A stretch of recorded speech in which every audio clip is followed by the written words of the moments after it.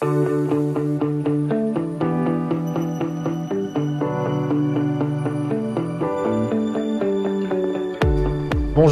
À l'automne 2022, la sobriété était présentée par Emmanuel Macron et son gouvernement comme la solution pour faire face aux potentielles pénuries énergétiques liées à la guerre en Ukraine.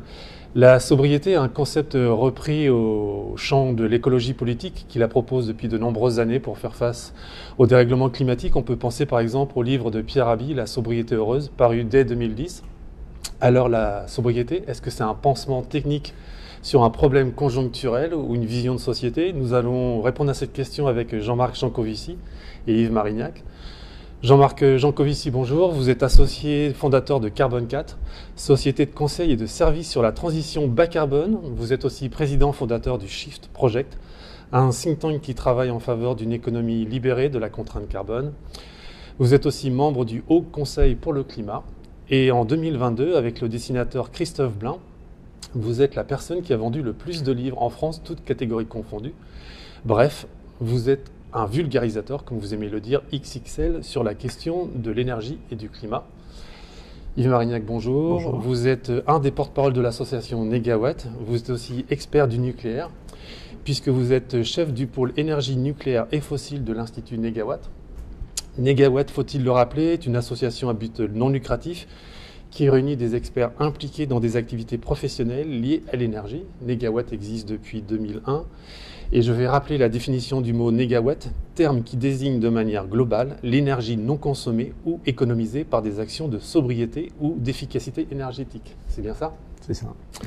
Merci à vous deux d'avoir accepté cet échange, car pendant longtemps on pensait que vos chemins ne se croiseraient jamais, tels des parallèles.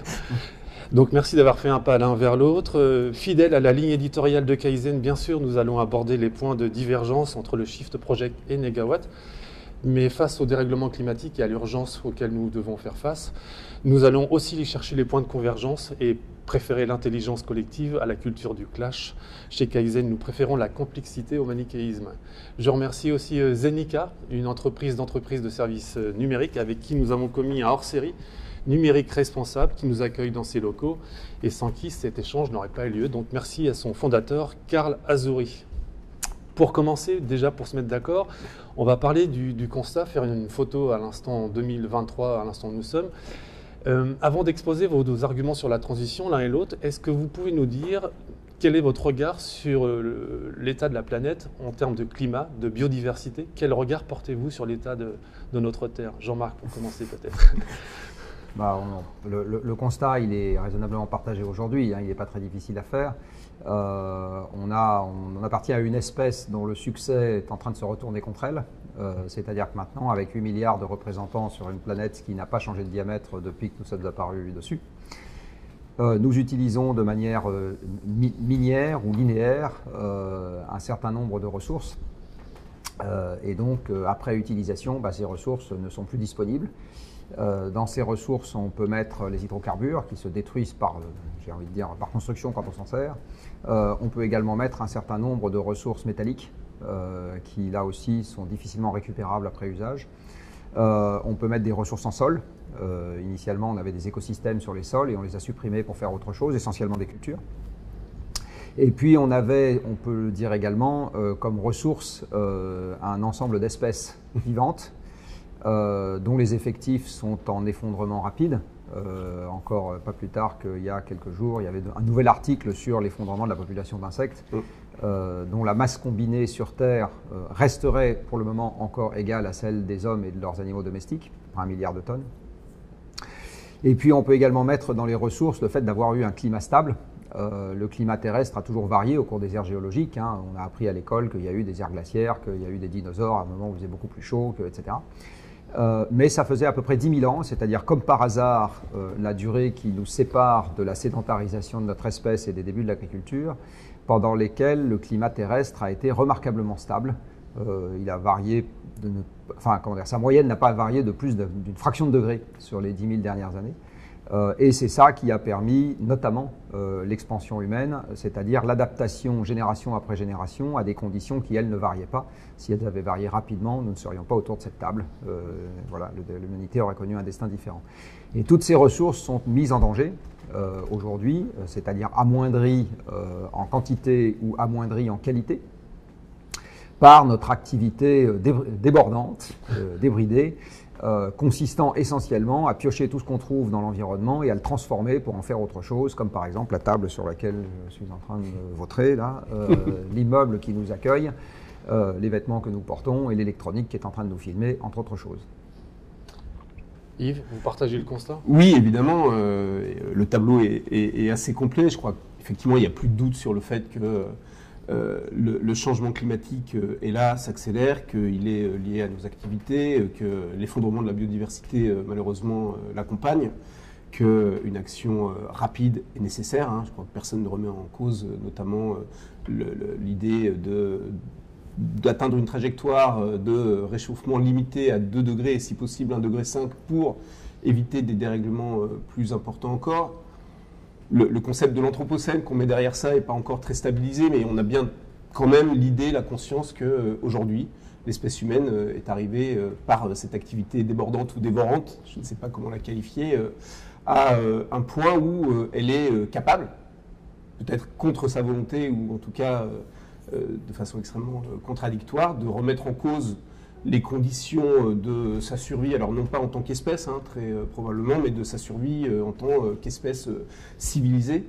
Et peut-être j'ajouterais au constat justement cette dimension humaine, sociale, économique, c'est-à-dire que ces dérèglements aujourd'hui se retournent contre nous d'ores et déjà de façon assez brutale, avec voilà, toutes les inégalités que ça peut générer, toutes les tensions. Et donc, à cette crise de la géosphère et de la biosphère s'ajoute clairement une crise de nos sociétés et de nos démocraties. D'accord. Alors, face à ce constat un peu sombre que vous portez tous les deux, est-ce que vous pensez qu'il y a un risque d'effondrement ou des effondrements possibles? Jean-Marc, peut-être pour commencer. Alors, c'est toujours difficile de donner un contenu précis à des mots comme ça, effondrement. Moi, je vais essayer de le définir un peu plus précisément. Je suis tout à fait d'accord sur le fait que la survie de notre espèce n'est pas en jeu. Mais enfin, pour que l'espèce survive, il suffit d'avoir quelques millions de représentants, vous savez, donc on n'a pas besoin de 8 milliards pour ça.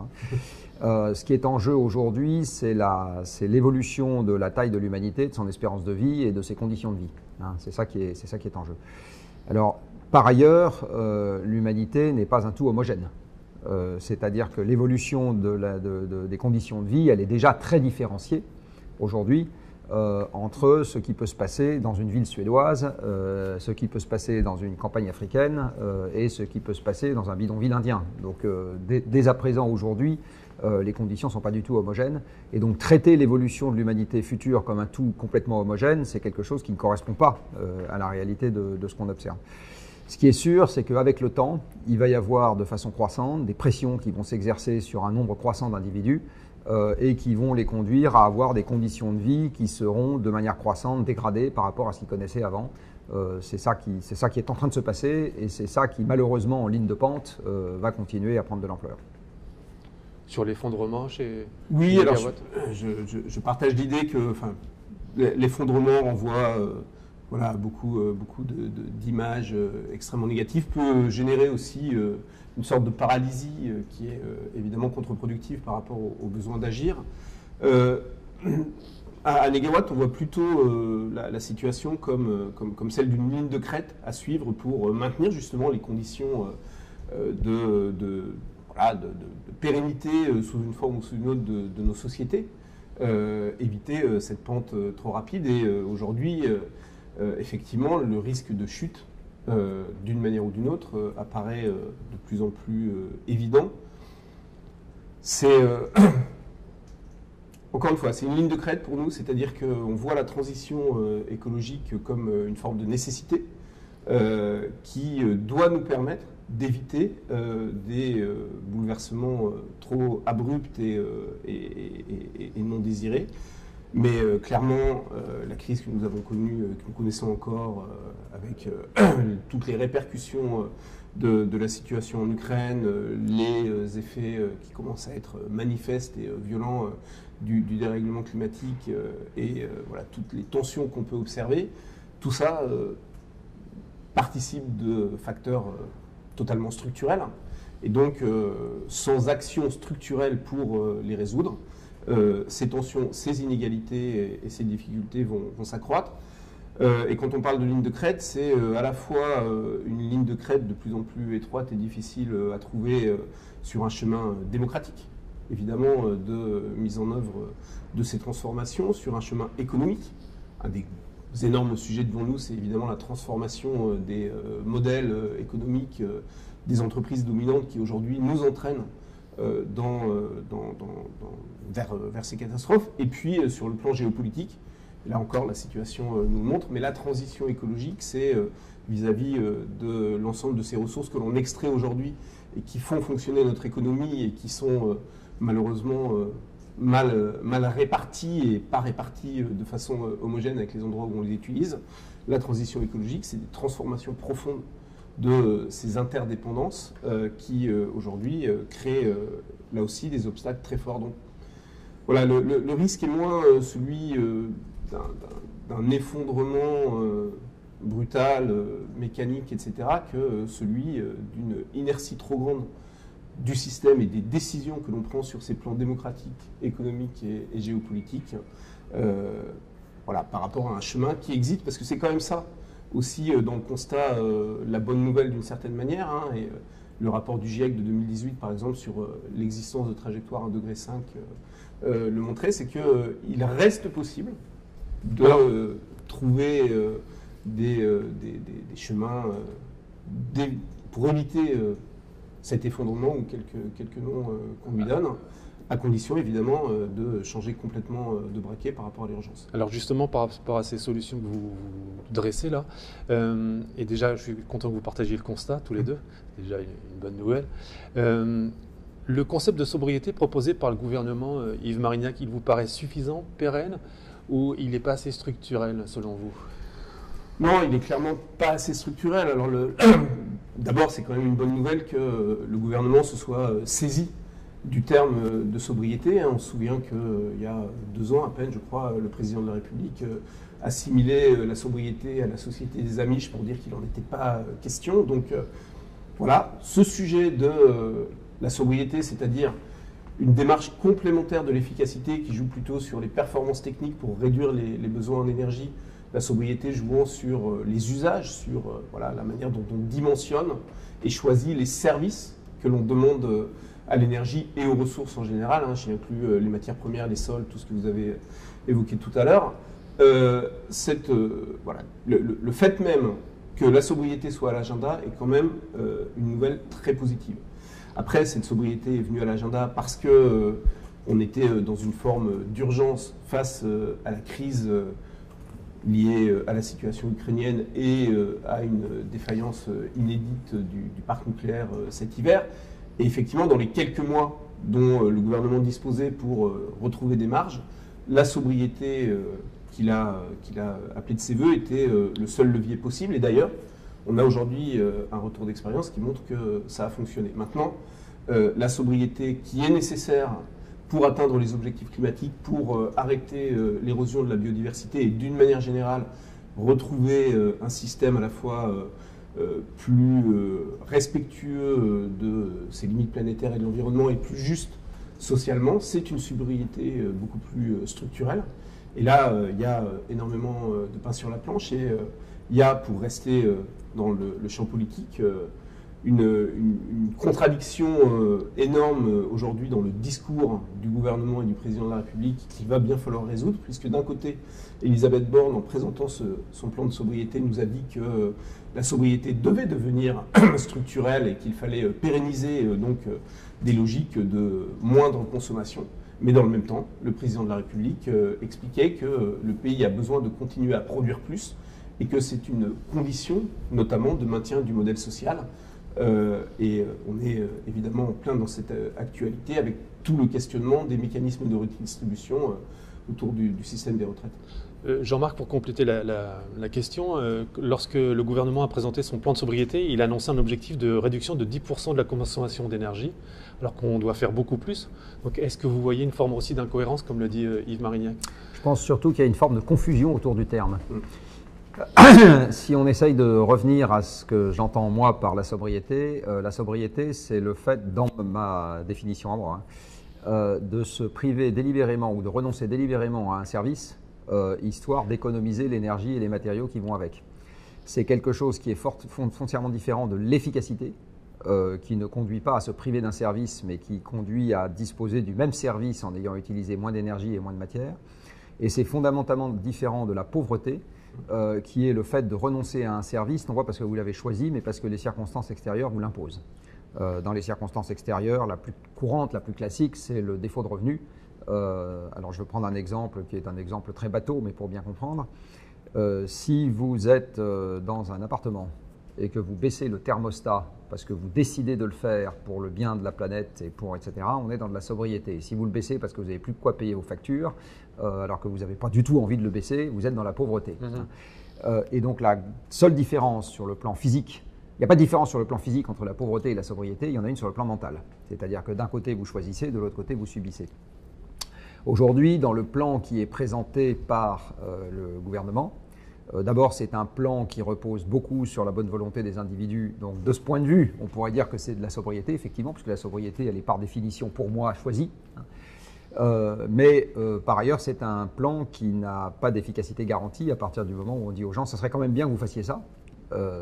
Donc ça veut dire qu'il faut vraiment qu'ils en soient convaincus et qu'ils aient envie de le faire.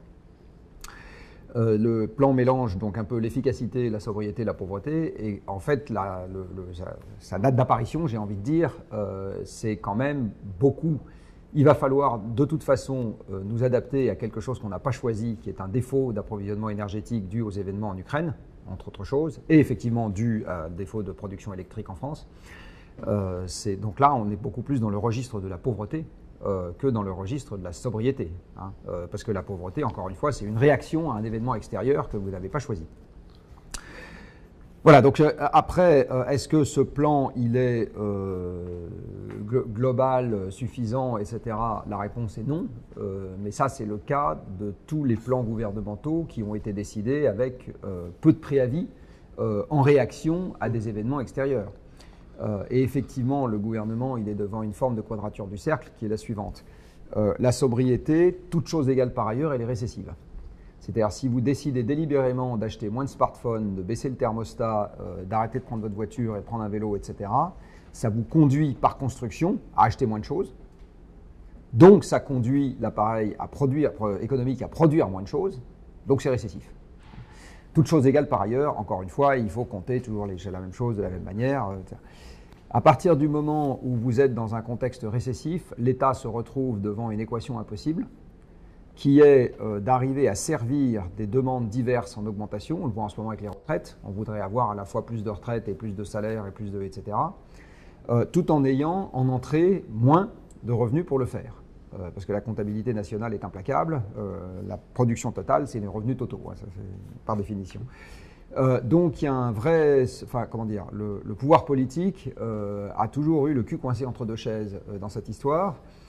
C'est qu'en fait, il essaye de réagir comme il peut à une contrainte physique, qui est la contrainte sur l'approvisionnement énergétique, tout en ayant un souhait social qui est, encore aujourd'hui, tout à fait orthogonal à la réalité physique subie ou qu'on essaye d'enclencher. Voilà. Et aujourd'hui, il n'a pas trouvé la solution à cette équation impossible.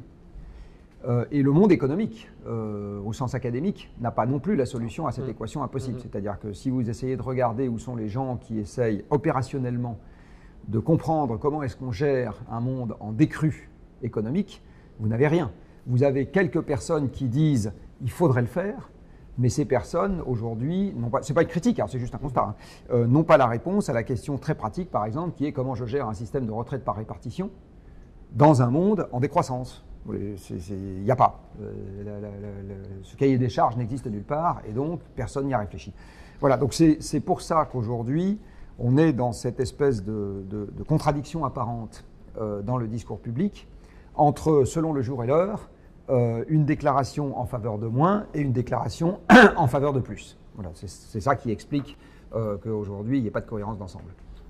Oui, en fait, il y a deux sujets majeurs derrière ça, qui sont le lien entre la sobriété telle qu'on peut l'envisager de façon positive, c'est-à-dire un meilleur choix effectivement des services énergétiques rendus, et on y inclut, nous, à Negawatt, y compris l'augmentation des services quand on lutte contre la précarité énergétique.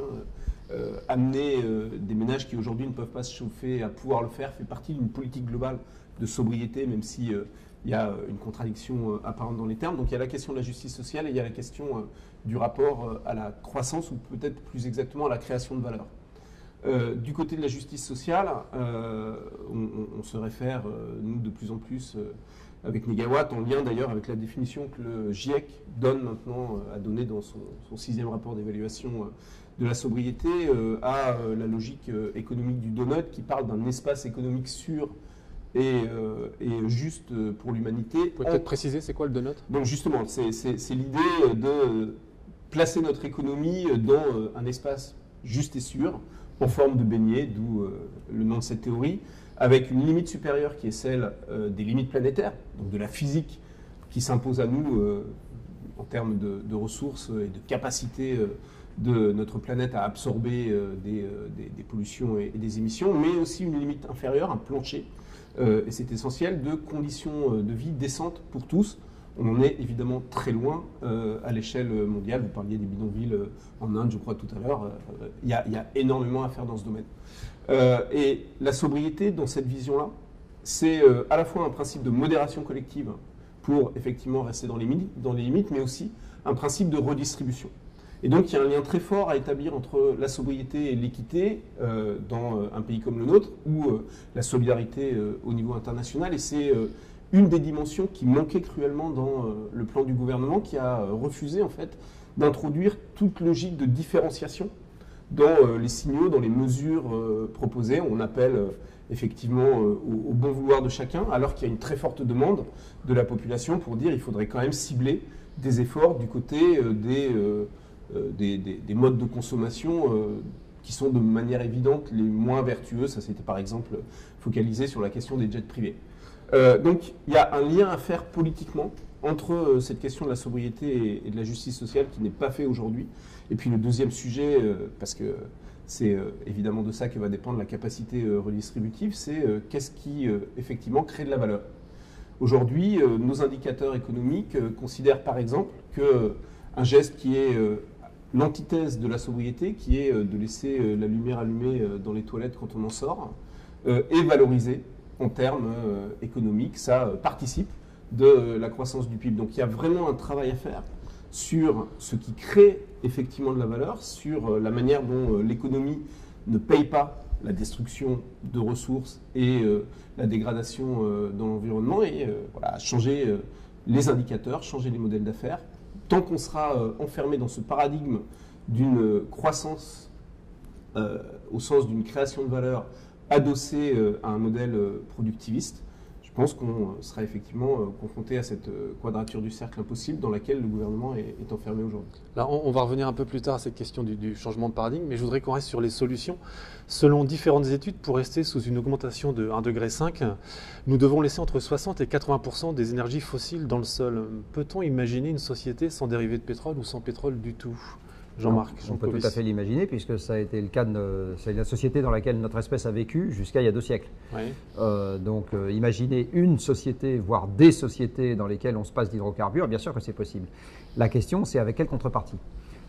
Aujourd'hui, quand on regarde les scénarios qui sont produits pour imaginer un monde à 1,5 degré, c'est tous des scénarios de croissance économique. C'est-à-dire que quand vous regardez les scénarios à 1,5 degré qui sont rassemblés par le GIEC, alors je rappelle que le GIEC ne fait pas de recherche. Le GIEC se contente de compiler et de synthétiser ce qui paraît dans la littérature à comité de lecture sur une discipline donnée. Par qui sont faits les scénarios macroscopiques? Essentiellement par des gens qui travaillent dans le monde économique.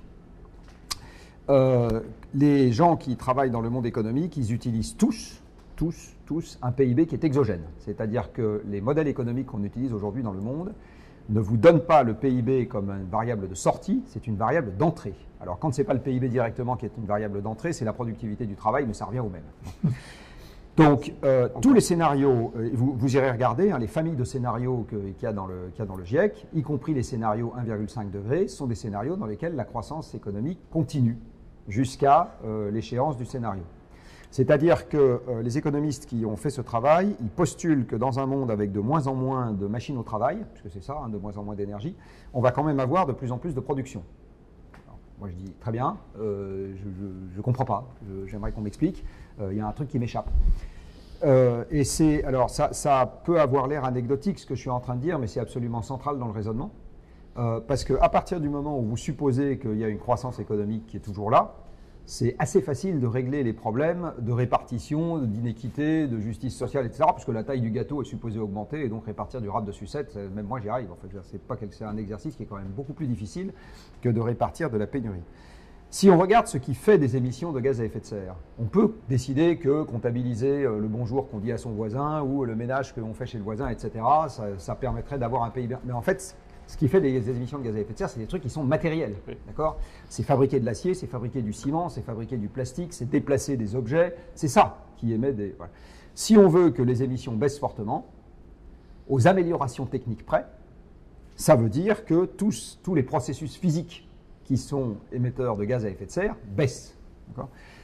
Et quand on regarde la vitesse à laquelle on devrait introduire des améliorations strictement techniques, sur la fabrication de l'acier, sur la production de l'électricité décarbonée, sur les transports, sur etc., pour avoir des émissions qui baissent à la bonne vitesse, tout en conservant la production physique qu'on a aujourd'hui, je ne connais personne qui arrive à proposer quelque chose de probant. Je n'ai jamais vu. Parce qu'effectivement, on peut faire des améliorations techniques, mais la question c'est à quelle échelle, à quelle vitesse, etc. Sans compter qu'il y a des sujets de bouclage. Par exemple, aujourd'hui, pour faire n'importe quel objet, vous bénéficiez de la productivité industrielle amenée par les combustibles fossiles et la facilité avec laquelle on continuerait à faire ces objets, qu'il s'agisse d'une batterie, d'une éolienne, d'une centrale nucléaire ou d'un porte-conteneur, peu importe, hein, dans un monde dans lequel il n'y a plus les combustibles fossiles, est une question qui aujourd'hui n'est pas résolue non plus par les économistes. C'est-à-dire que personne ne sait répondre à cette question. Absolument personne, tout simplement. Donc on peut très bien imaginer un monde dans lequel on s'est débarrassé des combustibles fossiles. Mon analyse, c'est que ça se situe n'importe où entre la civilisation qu'on connaît aujourd'hui et ce qu'on avait à la fin de la Renaissance. Voilà. N'importe où entre les deux. Donc je ne dis pas que c'est la fin de la... C'est quelque part entre les deux. Et aujourd'hui, les outils, encore une fois, de simulation globale qui sont utilisés, même au Shift Project, hein, ne permettent pas de répondre à la question de savoir où exactement on serait entre les deux parce qu'ils ne traitent pas de la question de la baisse de la productivité du travail dans un monde dans lequel on a de moins en moins de combustibles fossiles. Ils ne traitent pas de cette question-là. Avant qu'on ait les combustibles fossiles, la marine marchande, c'était des bateaux à voile. Alors c'était bien pour transporter de la soie, des pierres précieuses et du thé, mais c'est pas avec ça qu'on transportait du minerai de fer et du pétrole partout à la surface de la planète. Avant le pétrole, on n'avait pas de camions. Donc on avait des charrettes à bœufs et quelques trains. C'était très bien pour transporter un peu de blé, un peu de bois, un peu de charbon à droite et à gauche, mais ça ne permettait pas de transporter partout à la surface de la planète les fringues et les choux-fleurs pour le prix qu'on les paye dans les villes, etc. Donc, en France, par exemple, un camion sur 3 transporte un truc qui se mange. Oui. Hein, bon. Donc avant les combustibles fossiles, en fait, on avait un monde qui était extrêmement différent du monde dans lequel nous vivons aujourd'hui. Et quand on regarde la dépendance aux combustibles fossiles, y compris dans des objets qui nous seraient nécessaires pour en consommer moins, on se rend compte qu'on a un système totalement imbriqué, totalement asservi. Et aujourd'hui, c'est extrêmement difficile d'avoir des outils qui permettent, dans un monde qui aurait beaucoup moins de combustibles fossiles, de comprendre l'effet global. Donc on peut faire des plans, nous on en a fait au Shift Project, on a fait un plan de transformation de l'économie française. Même ce plan-là reste incomplet, parce que l'effet que je viens d'évoquer, on n'est pas capable de le traiter aujourd'hui de manière satisfaisante. Donc on a des idées, du reste convergentes avec Négawatt sur un certain nombre de points, des directions dans lesquelles partir, mais définir le point d'arrivée aujourd'hui, je soutiens que personne n'en est capable. Yves, oui, je vais peut-être compléter la question. Est-ce que la croissance verte, ça reste un mythe, un leurre ?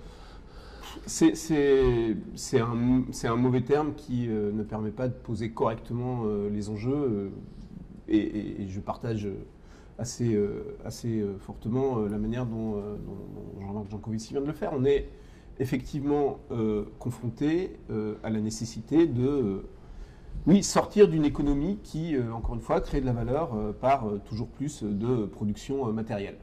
C'est ça l'enjeu. Alors, il faut en plus le faire, hein, si on se replace dans une perspective mondiale, en continuant malgré tout à créer de la production au sens classique du terme dans des pays, notamment les pays qu'on appelle toujours pudiquement en voie de développement, où le retard à rattraper est quand même colossal.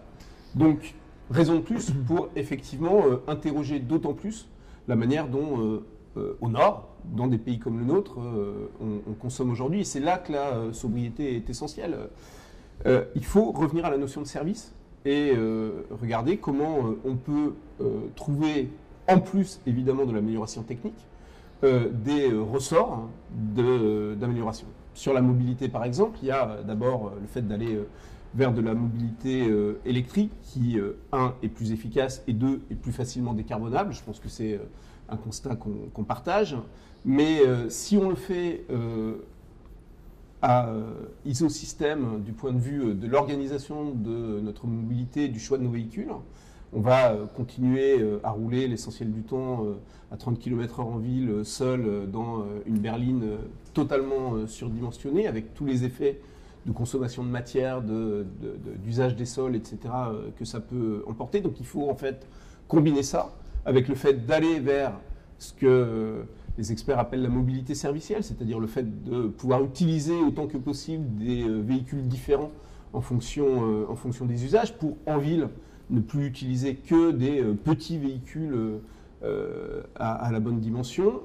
Et puis il faut augmenter leur taux de remplissage.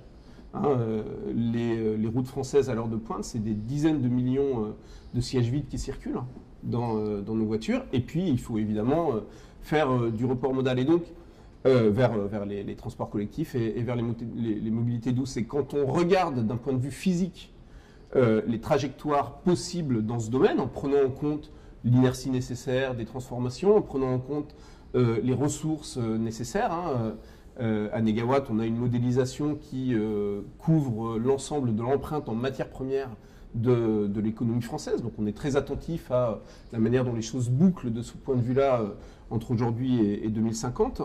On sait effectivement écrire des trajectoires physiques compatibles avec les enjeux. En tout cas, c'est vraiment notre conviction forte. Et aujourd'hui, il y a différents scénarios qui convergent autour de ça. Et d'ailleurs, on peut observer par rapport au fait que les modélisations étaient en tout cas essentiellement économiques autour de ces sujets, que de plus en plus elles collent. Et c'est l'approche du Shift Project avec son plan de transformation de l'économie française. C'est l'approche de RTE, c'est l'approche de l'ADEME aujourd'hui. Elle colle à une modélisation de plus en plus physique. Pourquoi ? Parce qu'effectivement, la modélisation économique, elle est enfermée dans un paradigme autour de la croissance et autour de cet enjeu clé de la productivité du travail. Nous, on a fait évaluer le scénario Négawatt par des modèles de ce type. Il donne des résultats positifs. Le scénario Négawatt, c'est un modèle où, tant bien que mal, le PIB augmente en France et même il augmente plus que dans un scénario tendanciel. Sauf que ça repose sur une hypothèse de continuité linéaire de la production, des progrès de la productivité du travail, qui est un truc interne au modèle et dont personne en fait ne sait rien. Donc tant qu'on n'aura pas interroger au fond, et les économistes ont un rôle majeur à jouer dans ce domaine, l'évolution de la productivité, l'évolution de la création de valeur dans un système où c'est l'intelligence de service qui est valorisée plutôt que la destruction sans la payer de ressources, on sera effectivement coincé dans un modèle économique qui ne nous permet pas de mettre en œuvre les trajectoires dont on sait aujourd'hui que physiquement elles sont possibles. Donc là, vous êtes en train de dire qu'il est possible d'imaginer un découplage entre les émissions de gaz à effet de serre et la croissance ? En fait, la croissance telle qu'elle est mesurée aujourd'hui, probablement pas. La croissance au sens d'une création de valeur et d'un maintien à minima des conditions sociales actuelles, voire d'un progrès, je pense que c'est possible en actionnant l'ensemble des leviers de sobriété, d'efficacité et de décarbonation de la production. Sur ce découplage, Jean-Marc? Je pense que on fait ce qu'on veut. Je veux dire par là, rien ne nous empêche conventionnellement de valoriser l'émission que nous sommes en train de faire, 10% de plus chaque année, en expliquant que c'est quelque chose qui amène une valeur ajoutée qui vaut bien 10% de plus chaque année, au moins. Voilà. Donc je pense qu'on fait exactement ce qu'on veut en termes de valorisation de la production. On peut aussi dire quelque chose que voilà, le poireau de l'année prochaine qui coûtera plus cher que le poireau de cette année, en fait, il a poussé dans une atmosphère un peu plus chargée en CO2. Donc, en fait, c'est pas le même poireau. Donc, s'il vaut 10% de plus, ben, c'est son vrai prix et il n'y a pas besoin de le corriger de l'inflation. Donc, on peut faire exactement ce qu'on veut. La vraie question, en fait, c'est comment est-ce qu'on va arriver à s'organiser avec physiquement moins de choses. En fait, c'est ça la vraie question. C'est pour ça qu'on a commencé par traiter cette question-là dans le plan de transformation de l'économie française. On a fait effectivement on a commencé une approche physique de l'économie qui est loin d'être terminée, hein. Donc c'est un début, voilà. On est parfaitement conscient du fait que c'est un premier pas et que on espère entraîner d'autres personnes dans cette direction et mobiliser d'autres cervelles dans la même direction pour que on ait plus de ressources affectées à comment est-ce qu'on traite l'économie sous un angle physique. Et ce qui est vraiment limitant dans l'économie pour nous, c'est les ressources physiques et les compétences. D'accord ? Donc c'est ça les deux facteurs qui sont vraiment limitants. Après, économiquement, conventionnellement, on fait un peu ce qu'on veut, hein. Par contre, ce qui est vraiment important, c'est que du point de vue de nos habitudes de consommation, à partir du moment où on dit qu'on va s'organiser avec moins, c'est comment est-ce qu'on s'organise. Alors prenons l'exemple des déplacements qui vient d'être évoqué. Si on a moins de matériaux à notre disposition pour nous déplacer, ça veut dire qu'on va globalement faire le chemin inverse de celui qu'on a fait sur les 60 dernières ou 80 dernières années. Je vous rappelle qu'en 1945, il y avait en France 2,5 millions de voitures. On est aujourd'hui pas loin de 40 millions. Hein.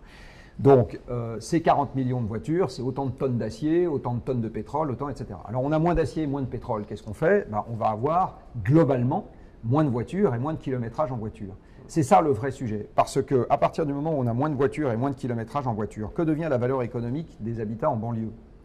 Que devient l'univers de choix pour travailler de la personne qui habite aujourd'hui à 30 bornes de son travail et qui ne peut pas covoiturer avec quelqu'un d'autre parce qu'il n'y a personne d'autre qui habite au même endroit et qui va à la même heure au même endroit pour bosser. Non mais c'est ça les vraies questions. Hein. Savoir si la bagnole elle vaut la moitié du prix ou 2 fois le prix, c'est pas le sujet. Le sujet c'est que si vous en avez moins, comment est-ce qu'on s'organise ? Il y a une question supra même qu'on n'a pas traitée dans le plan de transformation de l'économie française, c'est est-ce qu'on a toujours besoin de conurbation à 10 millions d'habitants dans un monde sobre en énergie ? Ma réponse, c'est non. Ma réponse, c'est que ce genre de truc, ça ne flottera pas dans un monde sobre en énergie, parce qu'aujourd'hui, quand vous regardez quel est l'interland de la région parisienne, c'est le monde entier. Vous portez, et je porte, des ressources en matière de vêtements qui viennent de l'autre côté du monde. Le coton que vous portez, là, il n'a pas poussé en Île-de-France, et les fibres synthétiques qui font ma fourrure polaire n'ont pas été extraites en Île-de-France.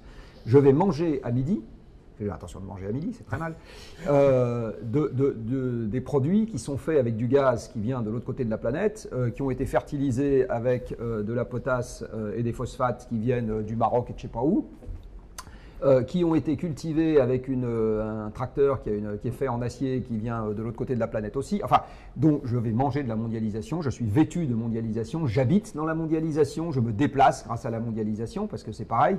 Le métro parisien ou la marche à pied dans Paris. La marche à pied dans Paris, c'est sur du bitume, à nouveau du pétrole qui vient de je ne sais pas où. Donc en fait, on ne se rend pas compte. Mais une ville comme Paris et n'importe quelle grande ville de France, aujourd'hui, elle est plongée dans la mondialisation et sans cette espèce d'interland qui va jusque de l'autre côté de la planète, elle ne vit pas. L'électronique qui est en train de nous filmer en ce moment, c'est pareil, c'est un enfant de la mondialisation. Si on devait faire cette électronique avec juste, il y a 40 métaux différents là dans la caméra qui est en train de me filmer, si on devait faire cette caméra juste avec des ressources françaises et de l'énergie française, on ne la ferait pas. Votre métier n'existerait pas. Et du reste, le mien non plus, parce que le consultant, c'est un supplétif de l'informatique. Donc, il faut bien voir qu'aujourd'hui, on vit dans un monde qui est totalement plongé dans la mondialisation et par-delà même, et c'est très très difficile, je dis bien c'est très très difficile, donc ce n'est pas une critique contre Negawatt et ce n'est pas une critique contre les équipes du Shift Project, de faire une modélisation couplée globale qui tienne compte de la démondialisation à laquelle on va avoir droit dans un monde qui va devenir de plus en plus sobre en énergie. Économiquement, personne n'est foutu de faire ça, et même physiquement, c'est quelque chose qui est très compliqué à faire. Donc il y a des poches dans lesquelles on sait qu'on peut raisonner, je ne vais pas dire toutes choses égales par ailleurs, mais on voit à peu près. Donc à structure urbaine comparable, on sait effectivement que tous les gens qui se déplacent chaque jour de moins de 10 ou 15 km seuls en bagnole, ils peuvent se déplacer en vélo électrique Mais ça suppose que les emplois qu'ils font restent disponibles dans un monde qui est plus sobre en énergie, mais ça suppose, etc., ce qui n'est pas du tout assuré. Donc on voit bien aujourd'hui que pour faire le grand tout en termes de modélisation, c'est vraiment très très compliqué. On pourrait au moins y penser qualitativement, et rien que ça, aujourd'hui, on est très en dessous des modes de raisonnement qui continuent à être utilisés. Et alors justement, là, pour rester dans le très concret, je vais vous donner la parole, Yves. Vous avez parlé essentiellement du transport, mais pour décarboner l'économie, ou en tout cas la société, sur quel poste on pourrait agir aujourd'hui vers la sobriété? Le logement, l'agriculture, l'alimentation? En fait, il faut agir sur tous les postes, c'est bien ça la difficulté, mais j'ajouterais à ce qui vient d'être dit la question de l'adaptation de nos infrastructures au dérèglement en cours, qui vaut notamment pour les énormes agglomérations comme Paris et sa conurbation, puisque ces dérèglements-là viennent vite et que d'évidence, nos infrastructures ne sont pas adaptées, et je pense à la fois à la question climatique et à la question de l'effondrement de la biodiversité, dont on est aujourd'hui très loin, je pense, de projeter tous les effets systémiques en cascade. Par rapport à ça, il y a, en tout cas, même si je partage complètement le constat sur le fait que imaginer ces trajectoires de façon bouclée aujourd'hui à l'échelle française, déjà c'est compliqué, européenne, mondiale, puisqu'il faut le poser à l'échelle mondiale, est extrêmement difficile. Et il y a un champ, vous disiez, il faut que les économistes s'y collent. Oui, il faut que l'ensemble des experts qui font de la prospective, qui réfléchissent à ces questions et qui font des modèles, intègrent pleinement ça. En fait, on continue à fonctionner avec des modèles qui ont été construits dans les 30 Glorieuses en France, etc., avec des images de systèmes qui continuent sur sa lancée sans que rien ne le fasse dériver. Par rapport à tout ça, donc, même si on est très loin d'avoir une vision complète, bouclée de l'ensemble, il y a quand même des actions qui sont sans regret. Le transfert modal par le développement d'infrastructures permettant plus de mobilité douce ou de transport collectif, le fait d'organiser l'offre automobile pour aller vers des véhicules plus petits plutôt que d'aller vers des segments SUV de plus en plus luxueux, etc. Ça, c'est des actions sans regret. Il faut, pour leur donner de la cohérence, pouvoir les inscrire dans des plans à long terme. C'est toute la nécessité de scénarios comme ceux qu'on essaye de produire pour informer le débat public, mais la sobriété dans les différents secteurs, elle est sans regret. Donc dans le domaine de la mobilité, on en a parlé. Dans le domaine du logement, il y a un enjeu central à maîtriser les surfaces globales par habitant. Alors c'est pas simple, c'est faire évoluer l'offre de logement.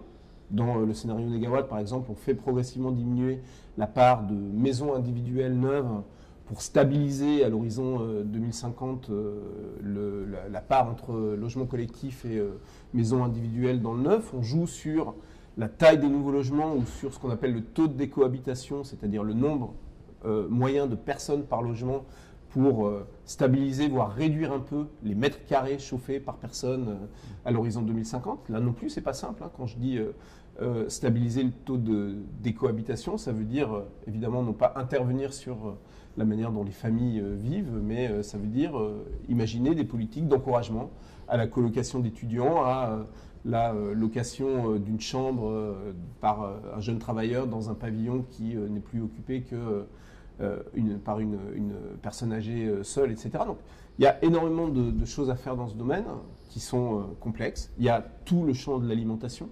Il faut d'abord, du point de vue des émissions de gaz à effet de serre, réduire la part carnée de notre alimentation, et il faut réduire la part transformée et limiter les gaspillages. Je crois que 40% de la production agricole à vocation alimentaire 30% est perdue aujourd'hui. Il faut aussi s'attaquer à la consommation de biens et lutter contre l'obsolescence programmée, lutter contre la multiplication de nos équipements et de nos appareils.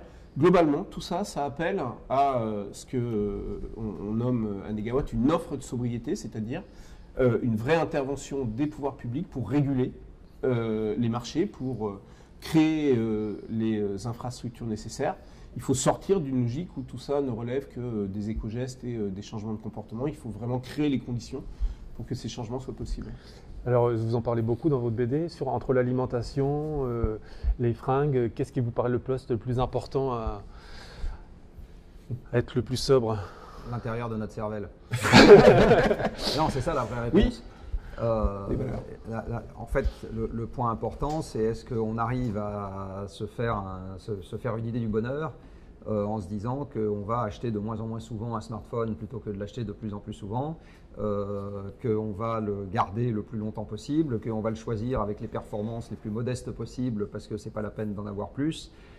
C'est ça le vrai sujet. Et pareil pour les vêtements, et pareil pour la voiture, c'est un truc pour se déplacer, mais c'est aussi un objet de statut social. Sinon, les gens n'achèteraient pas autant de SUV.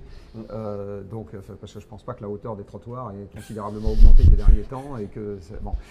Donc, c'est l'intérieur de nos cervelles, le vrai sujet. Alors, il se trouve que on a des comportements. Peu importe s'il y a une structure cérébrale ou pas auquel l'attribuer. Dans la BD, on a parlé du striatum, mais c'est un clin d'œil. On n'est pas biologiste, on ne sait pas si c'est là ou si c'est ailleurs, mais peu importe. C'est presque un nom de code, j'ai envie de dire. Mais le fait est que quand on observe nos comportements, on se rend compte qu'on s'est historiquement toujours comporté comme des animaux accumulatifs, qu'on sait très facilement s'organiser pour avoir plus, que c'est beaucoup plus compliqué de s'organiser pour avoir moins. Hein. Ou en tout cas, ce n'est pas quelque chose de spontané chez nous. Et donc, le vrai sujet, c'est l'intérieur de nos cervelles. À partir du moment où, à l'intérieur de nos cervelles, on se dit que ça peut correspondre à une forme d'optimum, et en fait, pour ça, il faut toujours qu'on ait plus, à court terme ou à moyen terme, en face du moins qu'on va abandonner. Si je reprends l'exemple voiture versus vélo, la seule manière de faire en sorte que les gens se mettent au vélo, c'est pas tellement de leur dire qu'ils vont avoir moins, parce que ça c'est compliqué, c'est de leur dire qu'ils vont avoir plus dans certains domaines où la voiture ne leur amène pas. Donc ils vont avoir plus de bien-être parce qu'ils seront un peu moins stressés, ils vont pas être dans les bouchons, ils vont faire un peu d'exercice, ils trouveront ça plutôt sympa, et ils vont pas avoir le problème de se garer au lieu de destination parce que c'est quand même beaucoup plus facile de se garer à vélo. Donc il faut leur vendre et qu'ils vont être en meilleure forme et qu'ils vont pouvoir impressionner le voisin, la voisine, leurs enfants ou que sais-je. Et bien, si vous leur vendez ce genre de truc, vous avez plus de chances d'y arriver que de leur dire c'est pas bien de prendre la voiture. Bon. Donc on a ce problème qui est à l'intérieur de nos cervelles. C'est exactement pareil pour les régimes alimentaires. Moi, les régimes alimentaires, quand on me dit qu'il faut arrêter de manger de la viande et manger des galettes de tofu desséchées, je suis désolé, j'ai vraiment pas envie, quoi. Bon. Donc on est quand même des animaux qui agissons sous l'emprise de la séduction. Sinon, il n'y aurait pas de mode, il n'y aurait pas on est essentiellement fait de choses affectives. Oui. Hein, c'est comme ça qu'on est. Il nous arrive parfois de dire qu'on est des animaux rationnels, et moi je soutiens que pas du tout. On est des animaux qui pilotent rationnellement nos désirs. Mais c'est ça qu'on fait. Mais on n'est pas du tout des animaux rationnels. Donc si on veut que la sobriété devienne une réalité, ça veut dire qu'il ne faut pas seulement qu'on ait des constructions techniques qui répondent à ça. Il faut qu'on ait des constructions, alors appelons-le comme on veut, morales, politiques, affectives, religieuses, je ne sais pas, enfin, mais quelque chose qui n'est pas du tout du domaine de la technique, mais quelque chose qui est du domaine plus généralement des valeurs. Et sachant que le débat sur les valeurs est toujours un débat difficile, parce que c'est des débats qui ne sont pas simples. Mais il faut commencer par ça, j'ai envie de dire.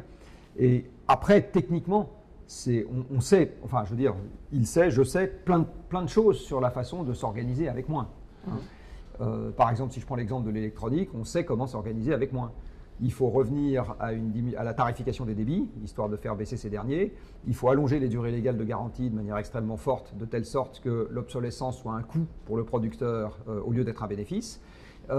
Et il faut encourager dans un certain nombre de domaines à ce qu'on ne diffuse pas du numérique. Par exemple, la diffusion du numérique à l'école, je considère que c'est quelque chose qu'il ne faut pas faire. En tout cas, sûrement pas à l'école primaire et probablement pas au collège, etc. Donc il y a un certain nombre de choses qui sont... on sait ce qu'il faut faire. La bonne question, c'est comment on se donne envie d'y arriver. Alors, on va finir, je pense, cet entretien par cette question de changement personnel. Patrick Vivray, le philosophe, disait « pas de changement de société sans changement personnel ». Mais avant, j'ai encore quelques questions techniques, vous me pardonnerez, sur 2-3 points. Donc, on a bien compris que pour décarboner l'économie, on devait changer nos modalités, mais on aura toujours besoin un peu d'énergie. Et donc, on va arriver à la question peut-être qui va vous faire peut-être des petites questions diverses et d'autres à travers vos arguments. Mais...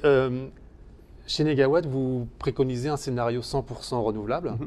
Est-ce qu'aujourd'hui, avec le peu d'équipements qu'on a en France sur l'énergie renouvelable, à peu près 20%, hein, est-ce que c'est envisageable de tenir ce scénario?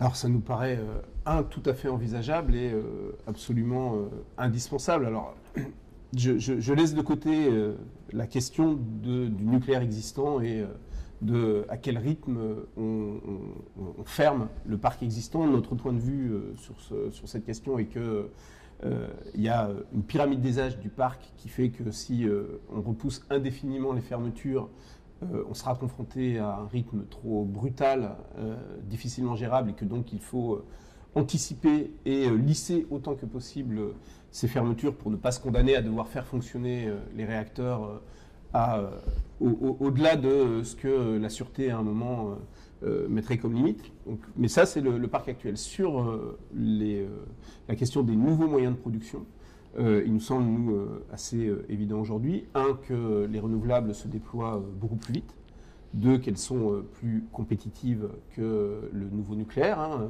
Les EPR 2 dont parle le gouvernement, c'est pas avant 2035-2037, donc c'est trop tard par rapport à l'urgence climatique.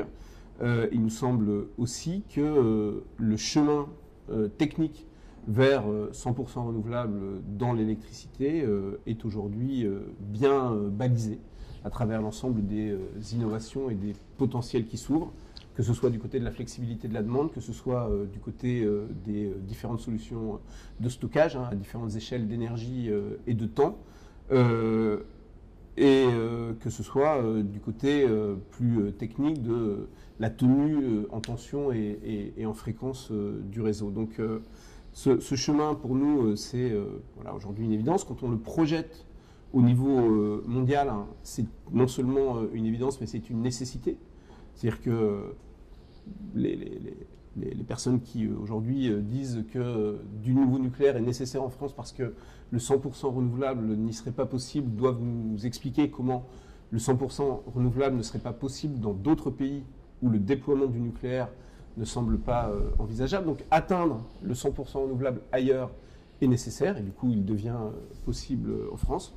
Je rappelle que le scénario de neutralité carbone de l'Agence internationale de l'énergie, c'est 90% de renouvelables dans la production d'électricité qui double, ou plus que ça, entre aujourd'hui et 2050.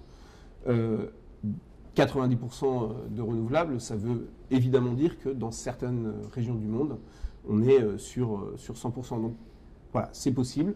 Ça nous paraît évidemment désirable compte tenu des risques associés au nucléaire. Et puis, dernier point, il y a évidemment tout l'argument de la densité énergétique relative du nucléaire et des renouvelables. Et sur ce plan-là, c'est l'intérêt d'avoir un scénario bouclé en termes d'empreinte matière première. Ce qu'on constate, c'est qu'un scénario comme Négawatt est un scénario de baisse de 20 à 30% de l'empreinte matière première en général, et que dans l'empreinte qui reste, les renouvelables ne représentent que un pouillème à 7, 8, 10% au grand maximum sur certains matériaux, et que donc les ordres de grandeur et les enjeux du point de vue des matières premières se situent ailleurs que dans ce secteur. Alors Jean-Marc, vous dites dans votre BD que ça prend beaucoup de place, qu'on aura besoin de beaucoup d'éoliennes, qu'on aura besoin de matériaux, comme vous l'avez dit tout à l'heure, et finalement vous croyez assez peu au projet de Négawatt ou celui de RTE qui est 100% renouvelable. Est-ce que vous pouvez nous préciser qu'est-ce qui vous freine dans cette vision du tout renouvelable? Alors, je vais commencer par un point qui a été évoqué par Yves Marignac, qui est la question du risque. Il y a une raison généralement invoquée dans les scénarios qui se passent du nucléaire, qui est la question du risque qui arrive en premier. Il faut s'en passer parce que c'est une énergie trop risquée. Personnellement, je ne souscris pas à cette analyse. C'est-à-dire que toutes les activités industrielles que nous avons sont risquées et les renouvelables, au sens où on les entend dans des scénarios de déploiement massif, sont également des activités industrielles. S'il est question de fabriquer des dizaines, des centaines de milliers d'éoliennes et de panneaux solaires, ça reste une activité industrielle, ça va avec des activités minières qui sont des activités risquées, ça va avec des activités de transport qui sont aussi parfois des activités risquées. Donc il y a aussi des risques. Personnellement, quand il y a une analyse de risque, la première personne vers laquelle je me tourne pour savoir si quelque chose est risqué ou pas, c'est les gens qui ont qui ont regardé les choses de près et qui sont dans des disciplines qui sont à même de donner un avis. Alors sur les risques en ce qui concerne le nucléaire, il y a deux catégories de gens qui donnent des avis. Il y a les médecins pour les risques liés à l'exploitation en conditions normales ou aux accidents. Et puis il y a les biologistes, exactement pour les mêmes choses. Et quand on regarde ce que ces gens-là publient, ils ne disent pas que le nucléaire est une horreur absolue. Voilà. Ils disent que c'est quelque chose qui présente globalement beaucoup moins de risques que toutes les autres formes de production d'énergie, y compris certaines formes d'énergie renouvelable, puisque dans les renouvelables, il y a les barrages, par exemple, et les accidents de barrages ont tué considérablement plus de monde sur la planète que les accidents de centrales nucléaires. Ça a également déplacé plus de monde. La construction du barrage des Trois Gorges a déplacé 1 million de personnes, Tchernobyl c'est 250 000. Donc je ne dis pas que c'est une anecdote de déplacer 250 000 personnes, je dis juste que l'idée même qu'il pourrait y avoir des activités sans risque à opposer à des activités risquées, quand vous regardez les chiffres, vous vous rendez compte que la situation est un peu plus compliquée que ça. Alors par ailleurs, dans les énergies renouvelables, on a des énergies renouvelables historiques, qui sont notamment le bois et l'hydroélectricité. Alors l'hydroélectricité, avant l'hydroélectricité, il y avait les moulins à eau, hein, donc la force motrice de l'eau est quelque chose qu'on utilise depuis très longtemps sur Terre. La force motrice du vent est également quelque chose qu'on utilise depuis très longtemps, puisque les premiers bateaux hors galériens ont été propulsés de cette manière, et il y avait des moulins à vent partout en Europe il y a quelques siècles. Les deux renouvelables qui sont aujourd'hui faciles à utiliser dans le monde, c'est la biomasse et l'hydroélectricité. Et du reste, quand vous regardez, mais pour ça, il faut avoir des grandes quantités de forêts ou des grandes quantités de montagnes par habitant. Alors quand c'est le cas, vous avez des pays qui peuvent avoir un approvisionnement renouvelable extrêmement important, typiquement la Norvège.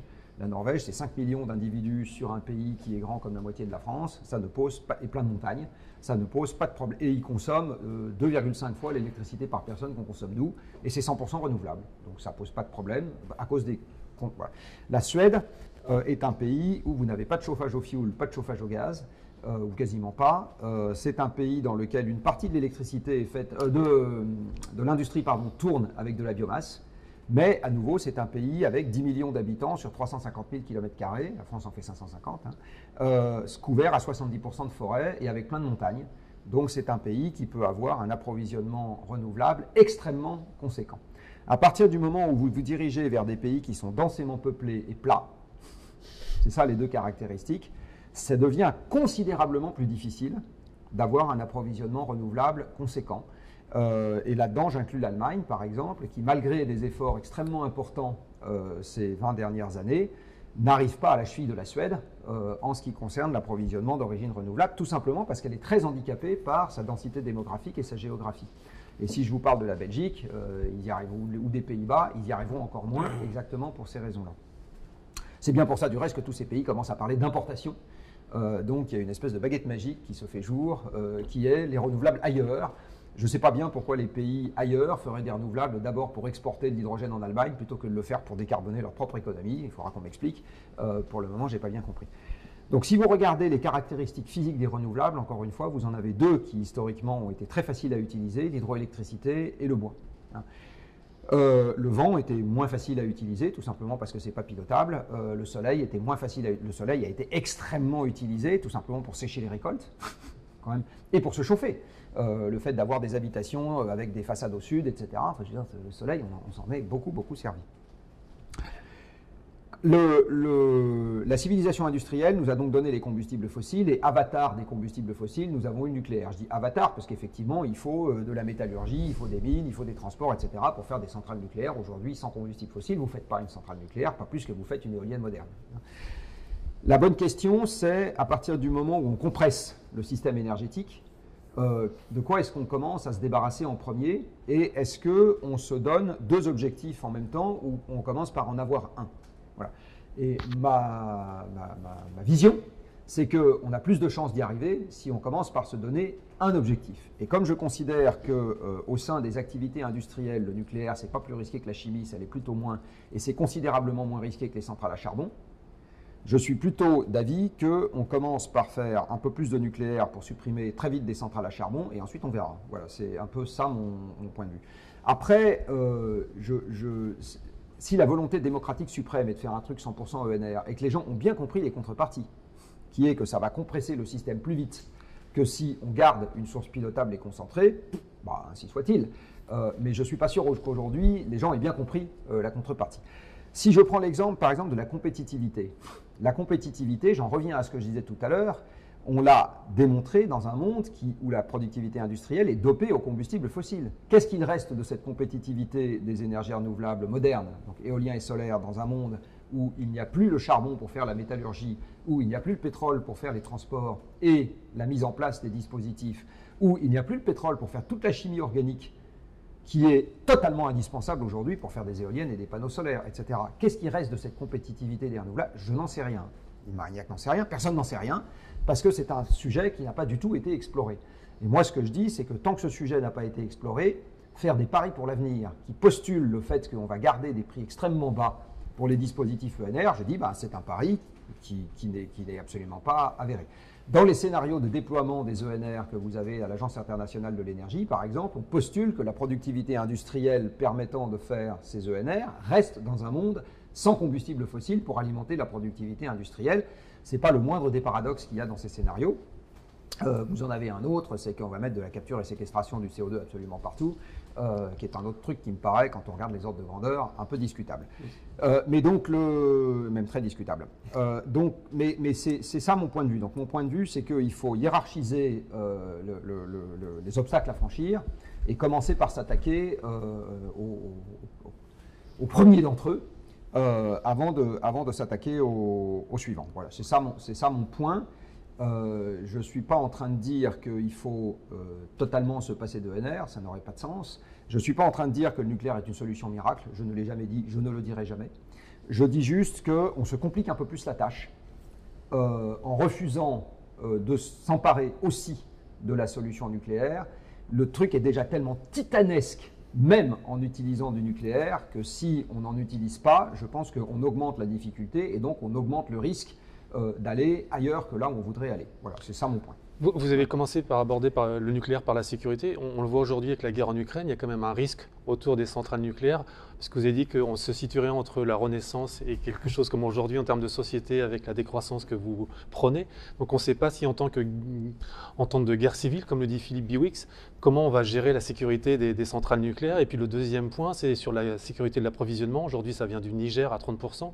Comment on gère d'un point de vue géopolitique l'approvisionnement des centrales? Aujourd'hui, notre approvisionnement en panneaux solaires et en éoliennes vient à 100% de l'étranger. Donc on est totalement dépendant de l'étranger sur cet approvisionnement. Et sachant que comme on exploite des énergies diffuses, le vent et le soleil, il faut en gros 10 fois plus de métal par kilowattheure et 50 fois plus de ciment par kilowattheure produit. Le ciment étant produit avec des énergies fossiles qui sont importées. L'idée même d'une indépendance avec des ENR est une chimère. Ça n'existe pas. Quelle que soit la source d'énergie qu'on va déployer en France, on sera dépendant de l'étranger de toute façon pour des ressources métalliques. De toute façon. Bon. En l'occurrence, l'uranium, la provenance, c'est pas juste le Niger, il y en a aussi au Canada, au Kazakhstan, en Australie, etc.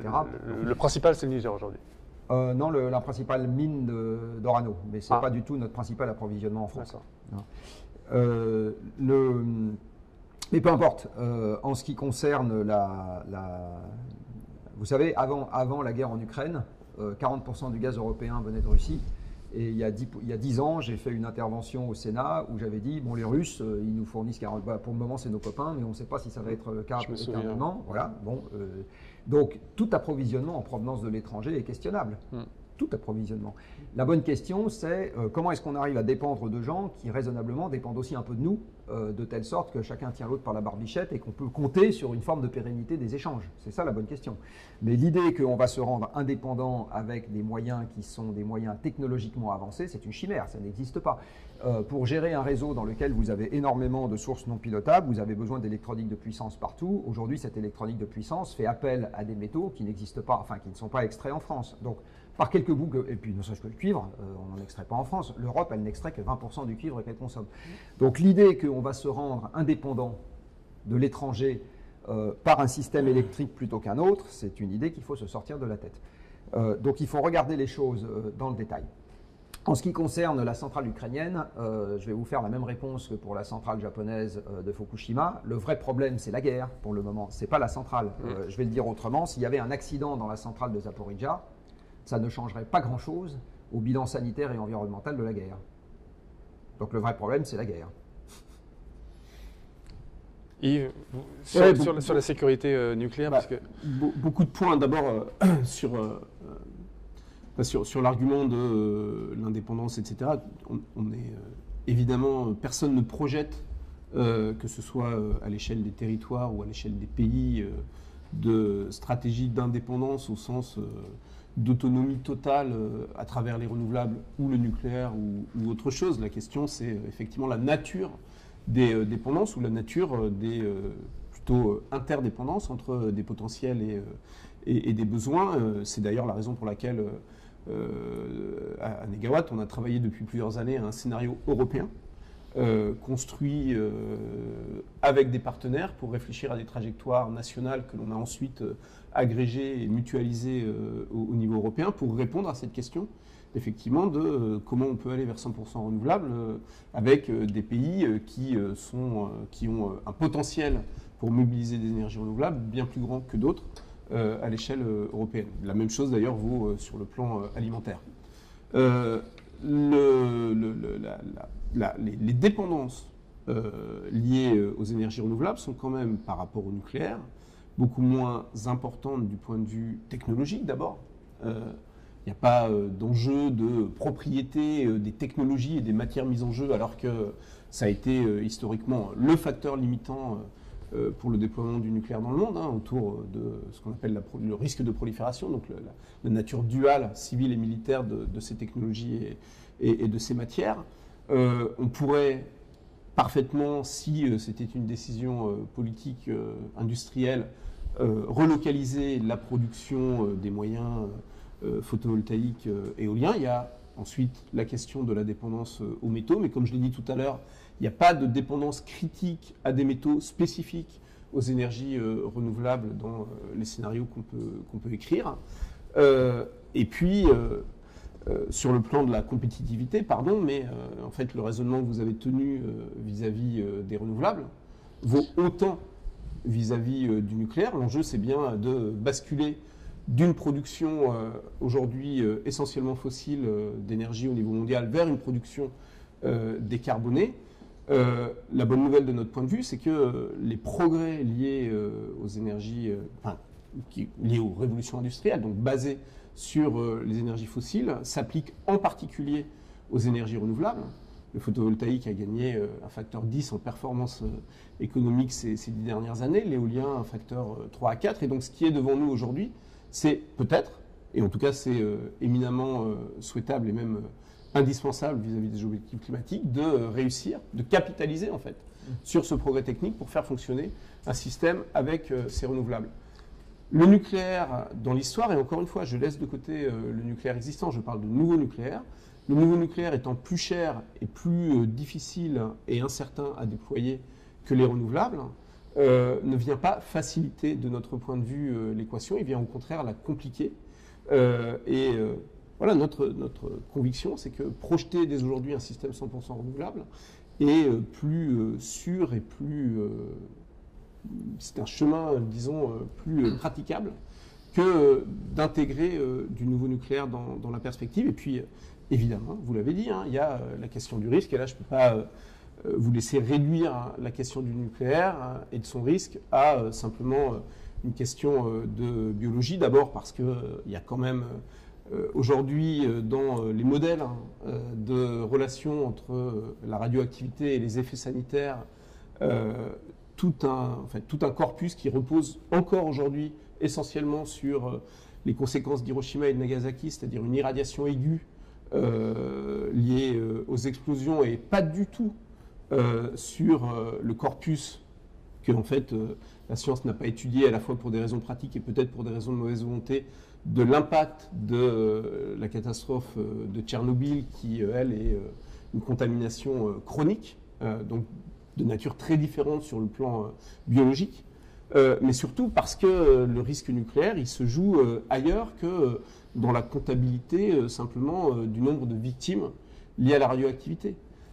Moi, je ne connais pas dans une trajectoire 100% renouvelable de scénario où l'on perdrait brutalement à cause d'un accident nucléaire condamnant une partie du territoire des éléments de notre patrimoine. Je ne sais pas, les châteaux de la Loire, la production de champagne. Donc le risque, du point de vue du territoire et du point de vue de notre patrimoine, est différent. Le risque intergénérationnel est évidemment différent. Dans les scénarios renouvelables, on ne lègue pas la responsabilité de gérer les déchets radioactifs comme on le fait dans le nucléaire. Et moi, je dis souvent qu'on trouvera, parce qu'il faudra bien une façon technique de gérer ces déchets, mais qu'on ne trouvera pas une façon acceptable éthiquement de le faire, puisque par principe, on lègue cette responsabilité aux générations futures. Et puis, il y a l'enjeu de la sécurité.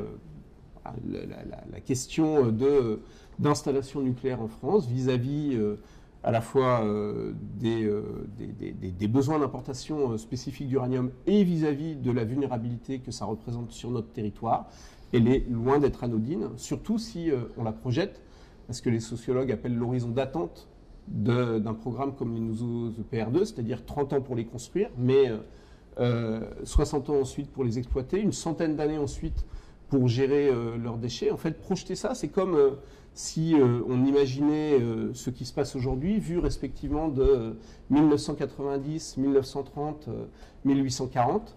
On voit tout ce qui peut, sur le plan technologique, institutionnel et géopolitique, se passer. Et donc, le projet de nouveau réacteur nucléaire, hein, il engage la société française dans une nécessité, une garantie de maîtrise des risques associés, beaucoup plus forte, beaucoup plus contraignante qu'un projet basé sur les renouvelables, beaucoup plus flexible, ajustable au fil du temps. C'est, de notre point de vue, un vrai choix de société qui, aujourd'hui, n'est pas posé, puisque l'essentiel du débat se concentre sur la décarbonation du système et l'optimum du mix électrique à l'horizon 2050. Bon, je suis content de voir qu'il y a au moins un sujet sur lequel on n'est pas d'accord, puisqu'on était d'accord. Jean-Marc, je vais compléter ce que vient de dire sur la question éthique. Sur la question éthique, en fait. Je vais quand même répondre à un certain nombre de choses qui ont été dites. La première, sur la question de la compétitivité. Il n'est pas légitime de comparer entre eux deux produits qui ne sont pas de même nature. Donc un kilowattheure éolien ou un kilowattheure solaire étant fatal, c'est-à-dire dépendant des conditions extérieures, on ne peut pas les comparer à un kilowattheure venant d'une source pilotable, que ce soit du gaz, du charbon ou du nucléaire. On est d'accord, mais je parlais écosystème. Donc ce qu'il faut comparer, c'est le coût complet. Oui. Même avec des hypothèses très optimistes sur les ENR, RTE a quand même dit que le coût complet d'un système dans lequel il n'y avait pas de nucléaire était plus supérieur au coût complet d'un système dans lequel il y en a. Moyennant un financement ne tenant pas compte de son risque. Alors, moyennant un financement qui est ce qu'il est, et sachant que par ailleurs, la question de la prime de risque aujourd'hui, elle est très élevée justement dans les EPR. C'est bien ça qui conduit le coût du mégawattheure à être très élevé. Parce qu'il y a un coût du capital qui est très élevé. Donc il faut regarder les systèmes complets. Si on regarde les systèmes complets, il faut rajouter stockage et réseau. Et à ce moment, tous les calculs que j'ai vus passer montrent que l'avantage est au nucléaire, tout simplement parce que le côté pilotable permet d'éviter tout un tas d'autres coûts. Et ces coûts, du reste, sont croissants avec le pourcentage de pénétration. Après, on peut regarder un exemple historique également. L'Allemagne, à date, elle a mis à peu près 500 milliards d'euros dans le déploiement de son solaire et de son éolien, pour faire à peu près 30% de son électricité aujourd'hui, sachant que le coût historique du parc nucléaire français, c'est plutôt 150 milliards d'euros pour faire quelque chose qui se rapproche des 3/4 en conditions normales de la production électrique. Donc on voit bien que, et l'Allemagne, dans le contexte dans lequel elle est aujourd'hui, si on fermait ses frontières électriques, je dis bien si on fermait ses frontières électriques, de temps en temps, le système exploserait parce que la volatilité qu'il y a maintenant à l'intérieur du système est devenue trop importante. Donc, ce qu'il faut, je le redis, c'est comparer des coûts complets si on veut aller sur ce terrain-là. Sur la question de l'horizon de temps, avec les ENR, on prend tout autant un pari, puisqu'une fois qu'on installe un système, ce n'est pas pour le détricoter le lendemain. Donc, en fait, on prend tout autant le pari qu'à long terme, on va continuer à avoir un approvisionnement en métaux suffisant en provenance de l'étranger, qu'on va avoir de quoi compenser en permanence l'intermittence qu'on induit dans le système avec des dispositifs donc on prend éventuellement le pari, par exemple, qu'on va réussir à faire des stations de pompage partout dans les Alpes, ou qu'on va avoir des batteries partout, ou on prend le pari qu'il y a de l'activité économique qui va devenir extrêmement flexible et qu'on va arriver à organiser le système sans problème, ce qu'aujourd'hui on n'est pas capable de démontrer. Donc en fait, on prend des paris, quelle que soit la voie qu'on choisisse. L'idée de dire il y a un pari sans risque et un pari avec risque, c'est pas vrai. De toute façon, dans le monde dans lequel on se dirige, il y a des risques, il va y en avoir partout. Donc la bonne question, c'est de savoir comment est-ce qu'on compare les deux.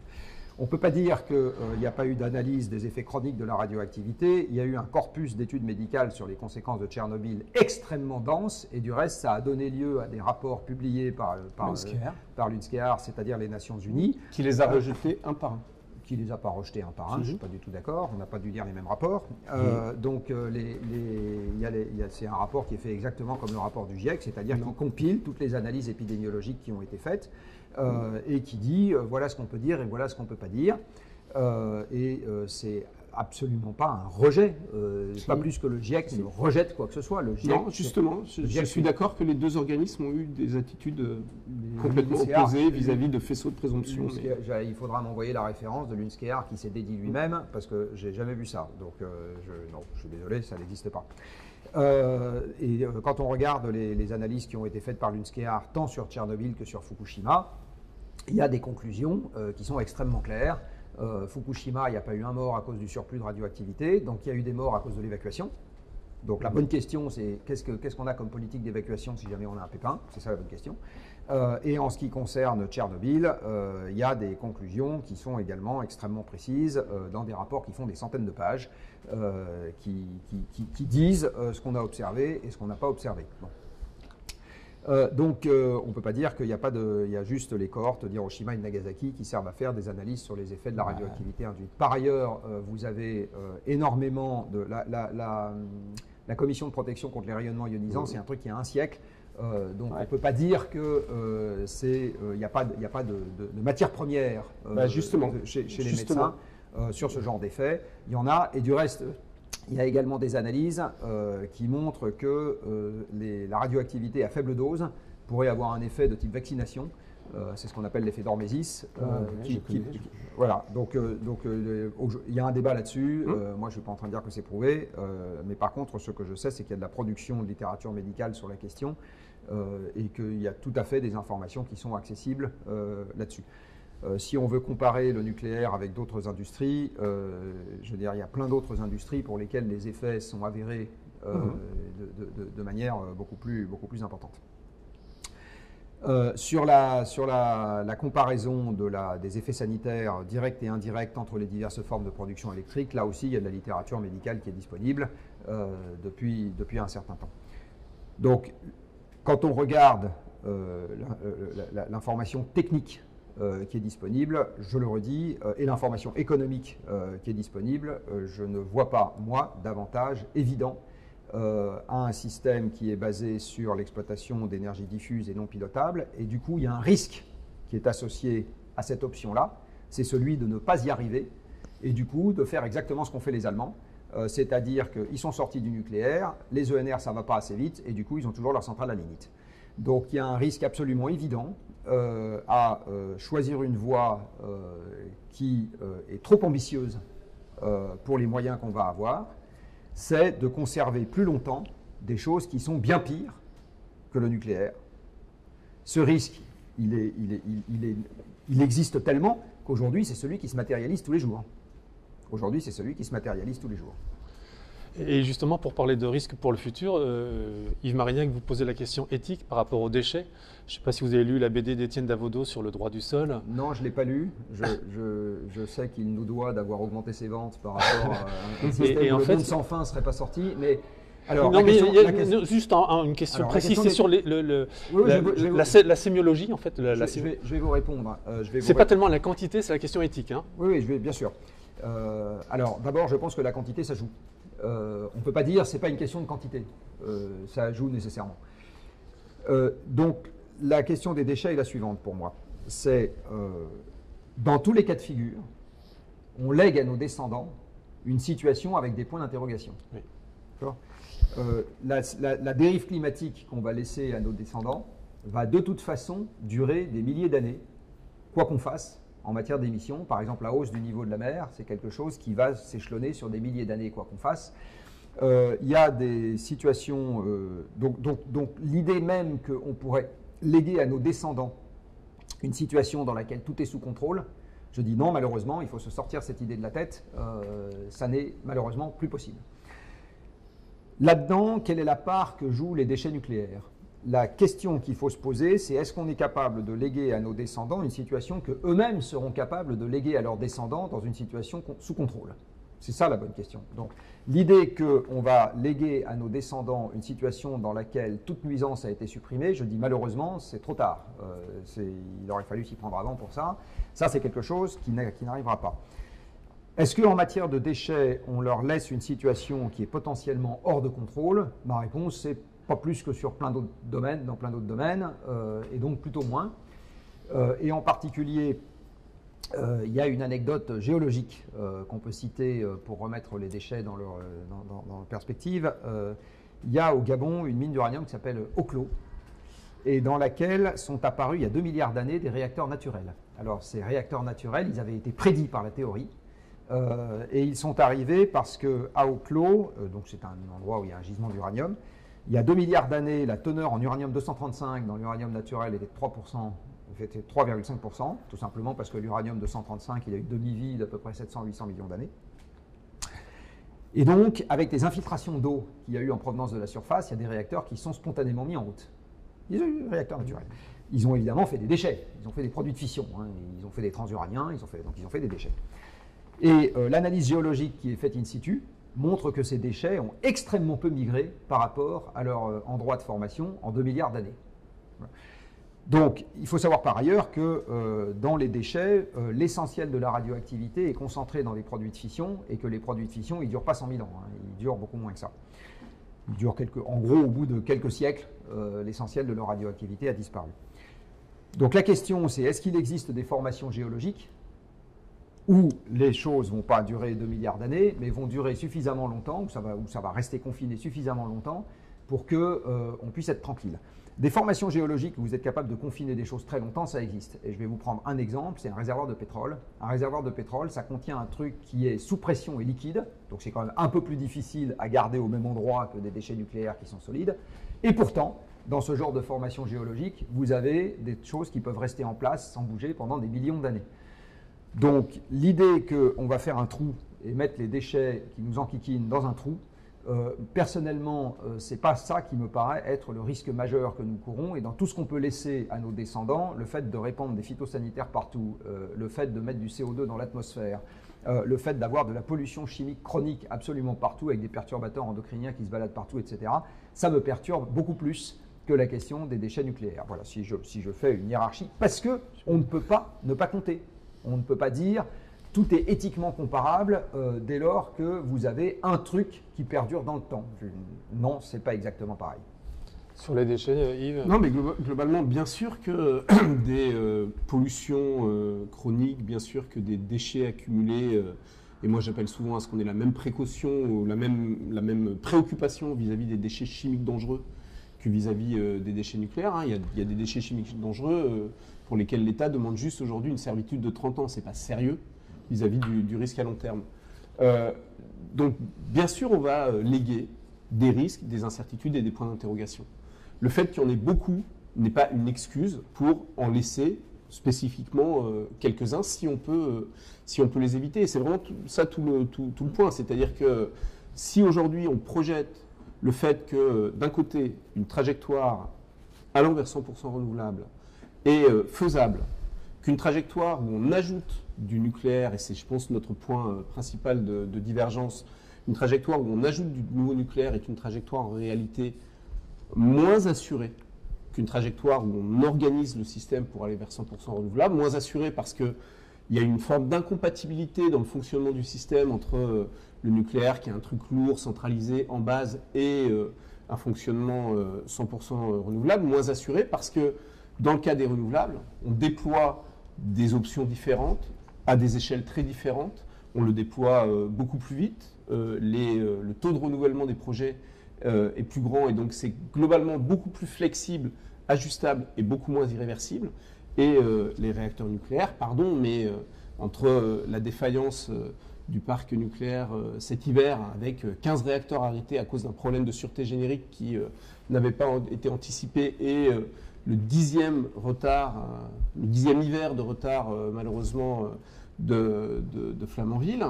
La preuve que parier sur le nucléaire engendre un risque de fiabilité pour la trajectoire électrique est faite. Donc, si on considère que se projeter vers le 100% renouvelable est en réalité, compte tenu des progrès et de l'innovation dans ce domaine, plus praticable et plus sûr, il n'y a aucune raison d'embarquer avec soi des risques et des incertitudes supplémentaires, comme ceux de l'accident nucléaire qui peut se produire à tout moment et qui ne se comptabilise pas qu'en nombre immédiat de morts, comme le problème intergénérationnel de la gestion des déchets et comme les enjeux de sécurité et d'interdépendance géopolitique associés à cette forme d'énergie qui lui sont extrêmement spécifiques.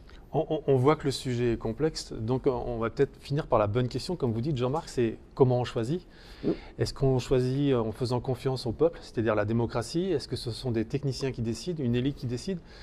Pour finir cet entretien, c'est comment on décide entre les deux peut-être détails qui vous opposent, parce que globalement vous êtes plutôt d'accord, et ça j'en suis plutôt content, c'est comment on choisit aujourd'hui. Vous avez parlé de ce qui se passe dans notre cervelle, les gens qui nous regardent vont peut-être avoir des réactions différentes en vous écoutant l'un et l'autre, c'est comment on choisit en fait aujourd'hui. Le mandat de la démocratie, c'est de faire reposer sur le peuple le choix des représentants. Ce n'est pas nécessairement de faire reposer sur le peuple le choix de chaque décision prise de manière unitaire. Là, quand vous voyez les divers systèmes démocratiques qui existent dans le monde, vous avez des variantes. Vous avez la France est un pays particulier parce que c'est un pays dans lequel l'exécutif a énormément de pouvoir.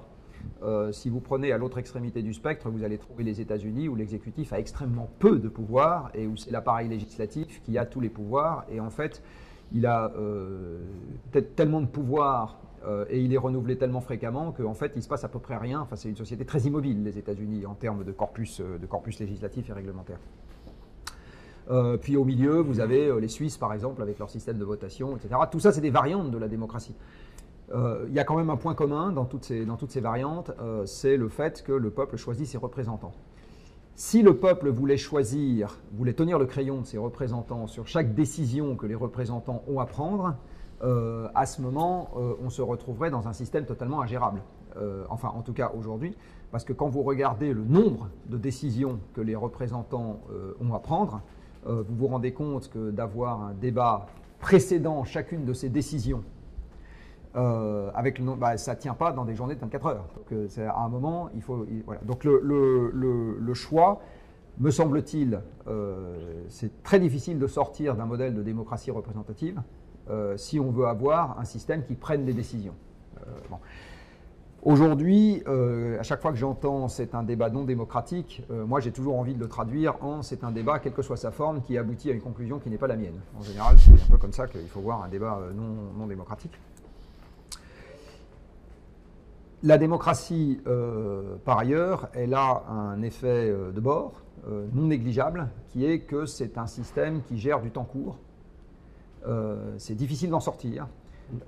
Donc je ne dis pas qu'il faut sortir de la démocratie, mais il faut avoir bien présent à l'esprit le fait qu'on a cet inconvénient qui est très fort et qui avait été mis en avant par les premiers observateurs des premières démocraties, puisque dès Tocqueville, vous trouvez ça dans les observations qu'il faisait en disant c'est un système qui gère le temps court.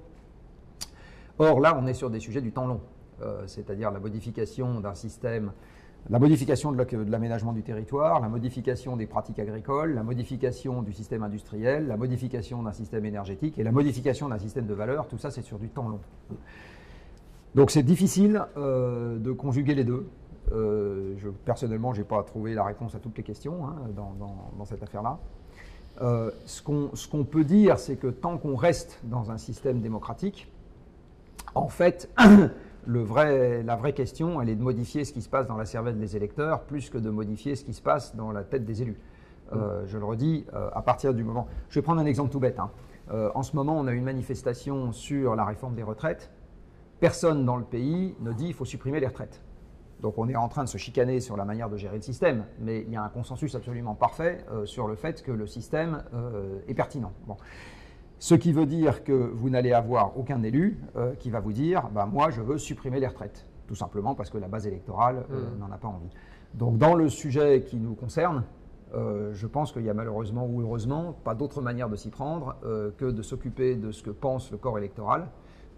Parce qu'à partir du moment où le corps électoral a des souhaits consensuels sur un certain nombre de choses, derrière, ça suivra au niveau de ses représentants.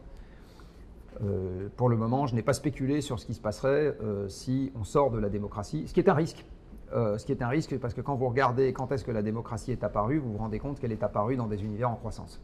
Ça, c'est une remarque que je m'étais faite. En Europe, le premier pays à avoir basculé dans la démocratie, c'est la Grande-Bretagne, qui est aussi le premier pays à avoir basculé dans l'industrialisation et la croissance. Au fil du temps, vous vous rendez compte que les démocraties populaires, hein, pas les démocraties restreintes à quelques heureux élus, comme c'est le cas de le dire, comme chez les Romains ou les Athéniens, que les démocraties populaires, c'est-à-dire concernant l'ensemble des gens, sont apparues dans des pays en croissance. Et donc il y a un vrai point d'interrogation pour moi, qui est de savoir comment est-ce qu'on fait perdurer ce genre de système politique dans des univers dans lesquels la croissance matérielle n'existe plus. Et je n'ai pas la réponse. Yves, il y a une étude de l'ADEME qui est sortie là, en janvier 2023. 57% des Français sont prêts à un changement de système. Donc comment on arrive à convaincre les politiques d'embrayer sur cette dynamique citoyenne? En fait, cette question de la dynamique démocratique du choix, elle est à la fois essentielle et très difficile. Peut-être aussi difficile que la question des changements économiques. Moins difficile, à mon sens, sauf si on parle de démocratie mondiale, que la question géopolitique que j'évoquais tout à l'heure. Hein. C'est un impensé pour moi de la transition écologique que ça remet en cause l'ensemble des relations géopolitiques et c'est pour moi le principal obstacle à la mise en œuvre de ces transformations. Mais du point de vue démocratique, en revenant à l'échelle d'un pays comme le nôtre, la démocratie, c'est à la fois un impératif et une difficulté vis-à-vis de ce qui nous concerne. C'est un impératif d'abord parce que c'est vital, ça fait partie des objectifs de développement soutenable, hein, de conserver et même de renforcer la gouvernance démocratique. C'est vital aussi parce que la dictature, en fait, historiquement, n'a jamais été un système de captation du pouvoir dans l'intérêt général. Donc une dictature verte à laquelle certains appellent parfois, je ne sais pas moi à quoi, je ne crois pas que ça puisse exister, et tant mieux, parce que fondamentalement la démocratie doit être la boussole. Une fois qu'on a dit ça, effectivement, toute la difficulté, c'est que on a à la fois besoin de conserver une démocratie représentative, un système national qui soit capable de dépasser la question des intérêts particuliers et de projeter le temps long. Hein. On a besoin d'une forme de planification dans la durée des transformations, parce que sans ça, on n'aura pas la cohérence et l'efficience indispensables. Mais on a aussi besoin que cette démocratie devienne beaucoup plus horizontale et que, en fait, la transition pourrait être mise en œuvre dans la mesure où elle repose sur des changements locaux de mobilité, de bâtiments, d'aménagement du territoire, sur des mobilisations locales d'énergie renouvelable. Tout ça doit se faire au niveau des acteurs locaux avec des formes nouvelles. Et donc, on a besoin d'une appropriation très horizontale par chacun des enjeux et des solutions, avec la difficulté du temps nécessaire à cette appropriation. Mais voilà, pour nous, il n'y a pas d'autre chemin que celui-là. Et effectivement, c'est, on le voit dans notre pays, plus difficile que dans d'autres pays, parce que notre transition hyper centralisatrice et assez technocratique s'oppose effectivement à cette démarche transverse et horizontale. Et d'une certaine manière, le débat sur le nucléaire aujourd'hui et en miroir le débat sur les renouvelables, hein, je pense qu'on est le seul pays où il y ait un tel niveau d'opposition et même d'hostilité parfois viscérale aux énergies renouvelables, traduit bien cette difficulté à sortir d'un modèle démocratique dans lequel le nucléaire a bénéficié jusqu'ici d'une place à part, institutionnellement, avec des règles de droit, avec des mécanismes, avec des institutions qui lui sont spécifiques, et on le voit encore aujourd'hui avec les débats en cours et un certain nombre de blocages, au point que la commission du débat public en charge du débat sur les nouveaux EPR a suspendu le cours normal du débat pour consacrer les quelques jours qui lui restent à cette question centrale du rapport entre nucléaire et démocratie. On arrive à la fin de ce débat. Dans une conférence que vous avez donnée à Genève, je crois, Jean-Marc, la dernière question dans l'auditoire, c'était « Pensez-vous que le système chinois serait plus performant pour une transition énergétique ?» J'aimerais avoir votre réponse aujourd'hui, en janvier 2023. La mauvaise nouvelle est probablement oui. La mauvaise nouvelle est probablement oui.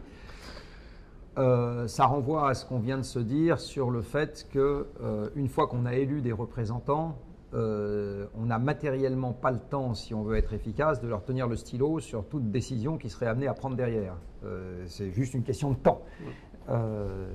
Et en ce moment, je vais prendre un exemple, il y a une commission d'enquête de l'Assemblée sur la perte de souveraineté et d'indépendance énergétique de la France. Alors moi, je le prends comme une chaîne d'information parce que vous avez intéressant. Vous avez été auditionnés tous les deux. C'est super intéressant parce qu'il y a des auditions de 3 heures, etc. Bon, Ils en sont à plus de 100 heures. C'est un point parmi des milliers des travaux parlementaires.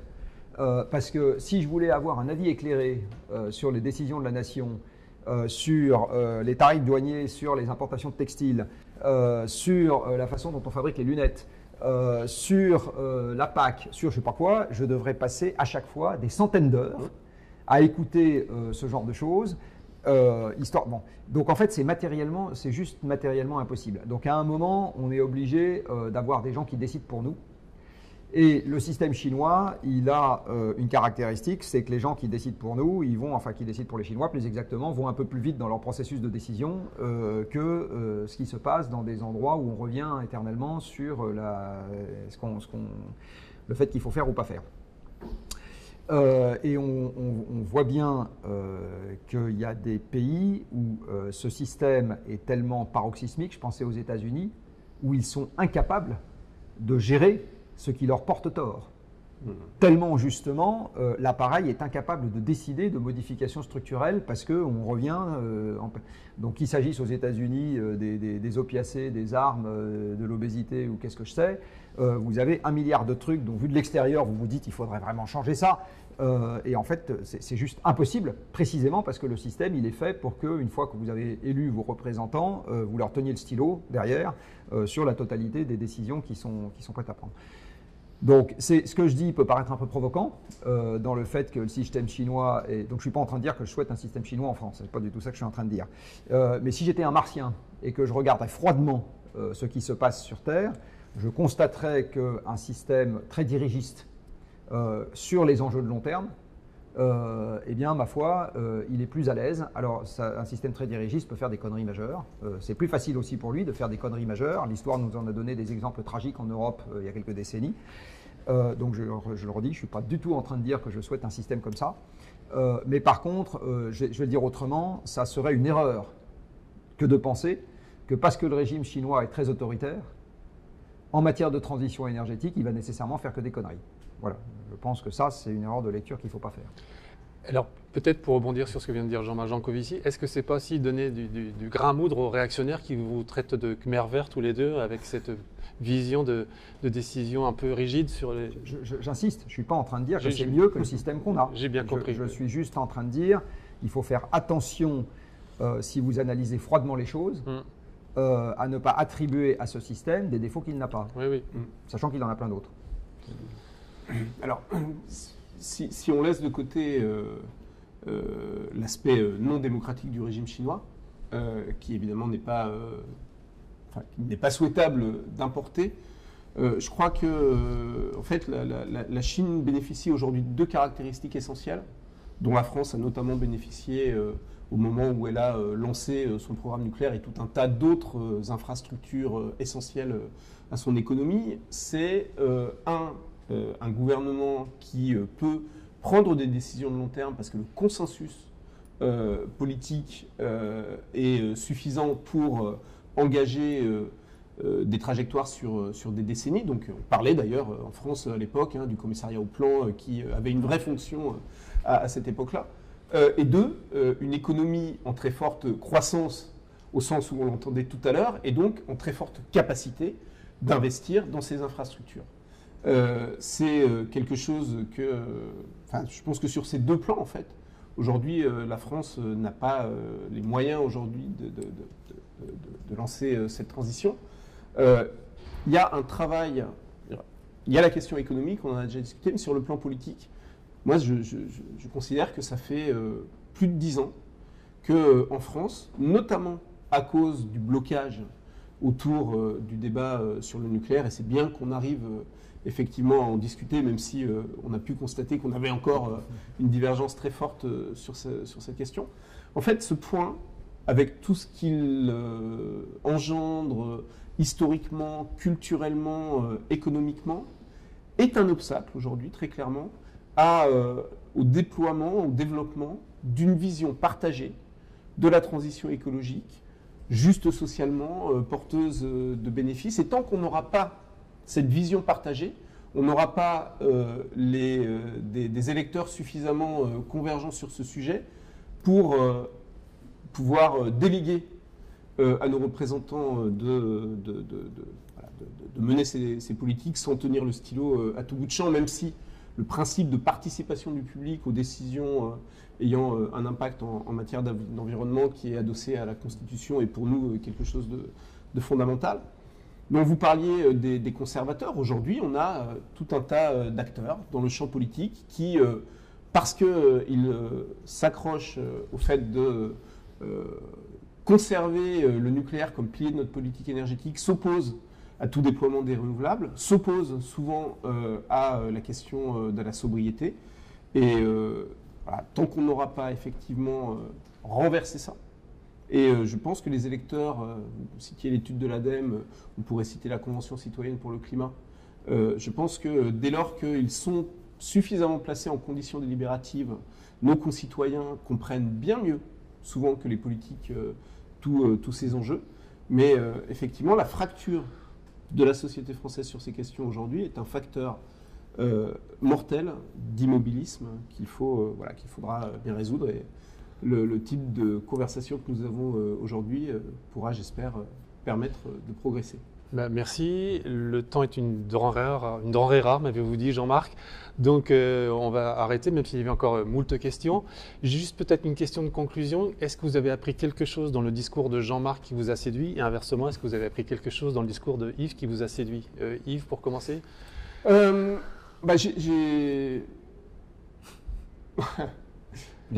bien votre question. Ouais, non, mais J'aime bien votre question parce que ça change de quelle est la bonne raison que vous avez de lui taper dessus. Voilà, c'est un peu la philosophie Kaizen. Non, je pense. Je savais qu'on avait évidemment une convergence sur les constats. Je pense que la convergence est plus profonde que, en tout cas, telle qu'on l'a exprimée que je l'imaginais. Et j'ai noté en particulier une évolution du discours vis-à-vis des renouvelables par rapport à un certain nombre de positions publiques ces dernières années ou ces derniers mois. Vous aviez même appelé à un moratoire, je crois, à un moment donné. Et voilà, ça, je trouve que c'est vraiment un mouvement dans le bon sens, parce que tous les scénarios, quels qu'ils soient, nous disent que, indépendamment du choix nucléaire, on a besoin de déployer les renouvelables et on a besoin de sobriété. En tout cas, voilà, moi j'ai beaucoup apprécié cet échange. C'est difficile à chaud d'en retenir un point particulier, mais... Jean-Marc, est-ce que vous avez quelque chose à retenir de cet échange, puisque vous aimez bien la question?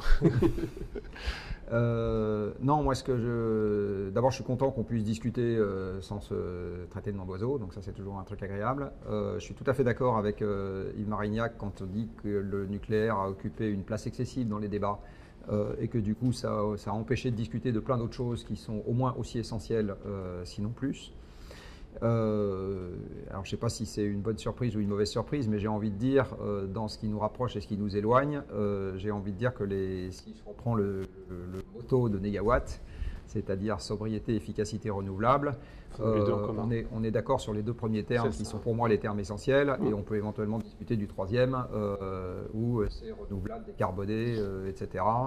Et ça doit rester, me semble-t-il, une discussion un peu factuelle, à la base, pour savoir sur quoi on est d'accord, pas d'accord, etc.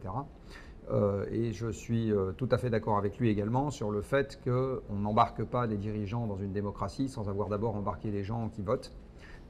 Et donc c'est notre métier à tous les deux, c'est d'essayer de réfléchir à c'est quoi la construction qui va faire en sorte que les gens ont envie d'y adhérer. Voilà, c'est ça